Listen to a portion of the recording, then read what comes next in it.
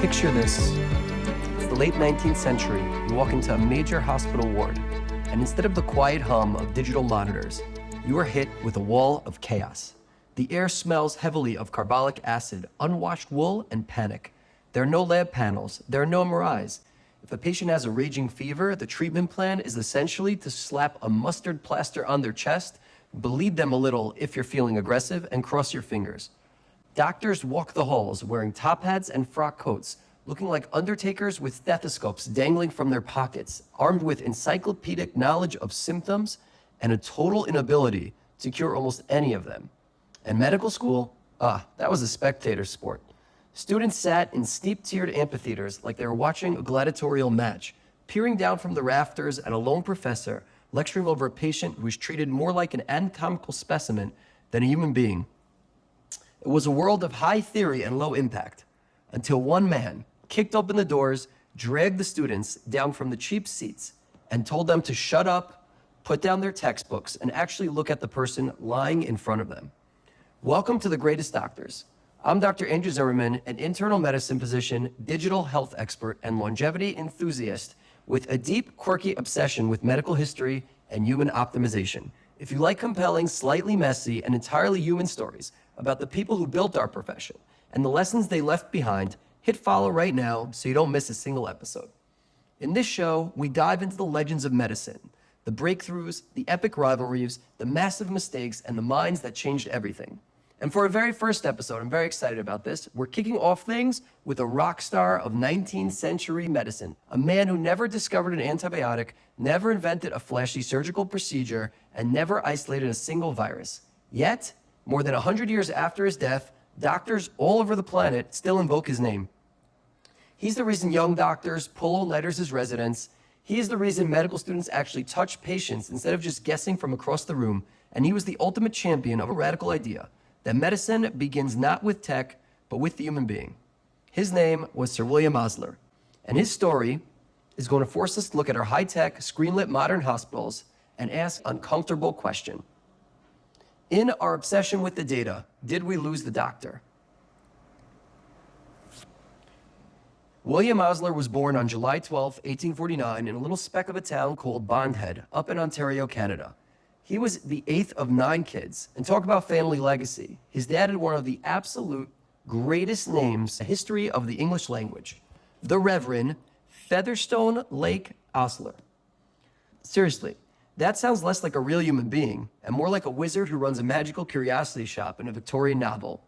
We don't really know why his middle name was Lake, or his first name was Featherstone, but honestly, once you hear Featherstone Lake Osler, you never forget it. Papa Osler was a former Royal Navy officer who survived a brutal shipwreck and, fun historical trivia, was actually invited to join Charles Darwin on the HMS Beagle, but had to turn it down because his own father was dying. Wow, that's devotion. Instead, he traded his sailor hat for a clerical collar, packed up his wife Ellen, and moved to the freezing, unforgiving winds of rural Canada to serve as a missionary. Naturally, young William was expected to follow in the family business and head straight into the church. In 1867, at 18, he rolls up at Trinity College in Toronto, ready to become a man of the cloth. Except, William was way too restless, mischievous, and wildly curious about the natural world to stay cooped up in a pulpit.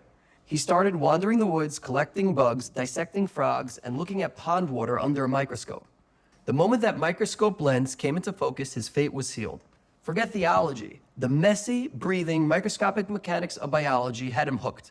He dropped out of his church track, dove headfirst into medical school in Toronto, and finished up his degree at McGill University in Montreal in 1872. This is exactly the secret sauce to understanding Osler. He never stopped looking at patients like a field naturalist. Long before anyone could order a 20-panel blood draw, Osler treated human observation like an elite extreme sport. He watched, he tracked, he sniffed out patients, he noticed everything. After graduation, Osler did what any ambitious young doctor did. He crossed the pond for the European Grand Tour, soaking up cutting-edge medical science that was happening in Berlin, Vienna, and London. Back then, European hospitals were turning into hardcore scientific labs. Pathologists were playing a high-stakes matching game, figuring out what symptoms a patient had while they were alive and then cracking them open on the autopsy table after they died to see what actually went wrong. When Osler came back to Canada, Landing a gig at Montreal General Hospital, he didn't just stay in the clean, polite wards. He lived in the autopsy room. Imagine the scene. It's cold, smells like formalin, and Osler standing over a body. If a patient upstairs had an erratic heartbeat or a weird sliding paralysis, Osler wanted to touch the exact calcified valve or trace the exact spinal lesion that caused it. He did hundreds of autopsies. And let me tell you, nothing humbles a doctor faster than the morgue. You can be completely arrogant about your clinical diagnosis on morning rounds, totally convinced you nailed it, and then the autopsy table looks up at you and says, nope, you were completely wrong. As they say, the dead shatters your ego. Autopsies taught Osler a core rule he preached for the rest of his life. Observe everything, make the sharpest call the evidence allows, and never, ever pretend to certainty you don't possess. After making waves at McGill and a stint in Philadelphia, Osler hit the jackpot. In Baltimore, a brand new medical wonderland of that time, rising from the ground, Johns Hopkins Hospital. The founders wanted to blow up the old model of medical education and cram laboratory science, clinical care, research, and teaching all under one roof. They assembled an absolute squad of legends known as the Big Four. William Welch, the powerhouse pathologist. William Halsted, the radical brilliant surgeon who practically invented modern surgical techniques. Howard Kelly, the OBGYN pioneer, and William Osler, the master clinician and teacher. Together, they rewrote how doctors are made. Before Hopkins, medicals sat in a distant row watching the old guys lecture. Osler kicked the doors wide open and invented the clinical clerkship. He grabbed students by the sleeve, dragged them right up to the bedside, handed them a stethoscope, and said, your turn, take a history, touch the patient, make a call. He also locked them into the hospital for round-clock training, inventing the modern residency system. It was brutal, exhausting, and intense, a culture that definitely had its dark sides when it came to burnout, but it forged doctors who actually knew how to handle sick human beings under pressure. In 1892, Osler dropped his magnum opus, The Principles and Practice of Medicine. He became the undisputed heavyweight champion of medical textbooks. Doctors all over the English-speaking world kept it glued to their desks. There's just one wild catch when you read it today. Medicine back then could name almost everything, but cure almost nothing. No antibiotics, no MRIs, no rapid blood tests. Pneumonia, tuberculosis, and typhoid ran through the wards like wildfire, and doctors could write poetic, breathtaking descriptions of how the disease was going to kill you while standing completely helpless to stop it, which forced Osler to figure out what a doctor is actually supposed to do when a cure is impossible. His answer? Show up. When you can't fix the disease, your job is still to observe, explain, comfort, and stay right there in the room. By 1905, Osler was the most famous doctor in the English-speaking world. He packed his bags for England, taking the ultimate academic crown as Regius Professor of Medicine at Oxford University. He spent his days surrounded by rare historical books, teaching young minds, and acting as the wise old statesman of global medicine. His fame couldn't protect him from life's heaviest blows. In 1917, during the First World War, his only surviving son, Revere, was killed on the battlefield. The grief gutted him. Osler died just 2 years later in 1919 at the age of 70, a broken-hearted father. Yet, his philosophy did not die with him.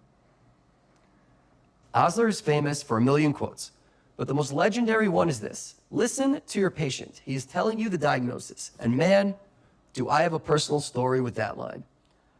I come from a family of physicians. My dad's a doctor, my mom's a doctor, my sister's a doctor. Right before I started my very first clinical clerkships in medical school, my dad pulled me aside and gave me the exact piece of advice.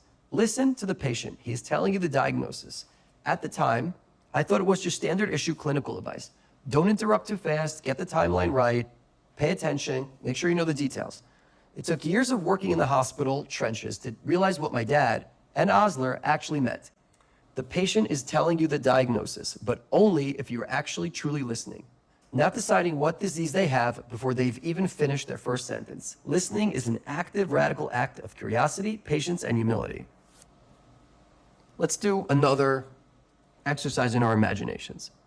Imagine Sir William Osler pulling up and dropping in to a modern, high-speed hospital emergency department. He'd watch us image a brain within minutes of a stroke, percutaneous interventions, and sequence genomes. He'd think we were living in a science fiction movie. He wouldn't want us to throw away a single piece of that incredible technology. He'd walk over to the nursing station, watch a physician spend 45 minutes fighting with an electronic health record while staring at a glowing rectangle. And he'd ask the most piercing question imaginable. Did your tools replace your thoughts? A lab printout can tell you that a patient's creatinine is 2.4. It cannot tell you why they're scared. It cannot tell you what's changed in their life before the symptoms started. It cannot capture the human story behind the numbers. Osler's warning to us isn't to dish the tech. It's a challenge. Never let the data substitute for understanding the person. So, what did we lose? We didn't lose science. Science has never been more powerful. What we risk losing is the disciplined art of attention, the willingness to sit down, shut up, and hear the patient's story, examine their body, and embrace the humbling power of 4 terrifying words. I don't yet know. Healthcare today rewards frantic, visible activity, more tests, more clicks, more procedures, more charts. But some of the most vital life-saving work in medicine is almost entirely invisible. Listening, observing, thinking, and just showing up at the bedside. Was Osler the greatest doctor who ever lived? Maybe, maybe not. He didn't discover a miracle drug or invent a flashy surgical cure. But his true genius was making sure that the blinding speed of scientific progress never erased the human encounter at its core. He taught us that patients aren't just fascinating case studies. They are human beings whose stories demand our absolute attention. And more than a century later, that lesson is more urgent than ever. This has been The Greatest Doctors. I'm Dr. Andrew Zimmerman. If this story made you think, hit share and send it to a doctor, medical student, or anyone who cares about how we heal people. Make sure you're following me so that you don't miss our next episode when we cross over into Vienna to meet Ignaz Semmelweis, the brilliant, tragic doctor who discovered that his fellow physicians were literally carrying death on their hands and the brutal price he paid for telling them the truth. Until then, remember, the future of medicine sometimes starts by recovering what we forgot.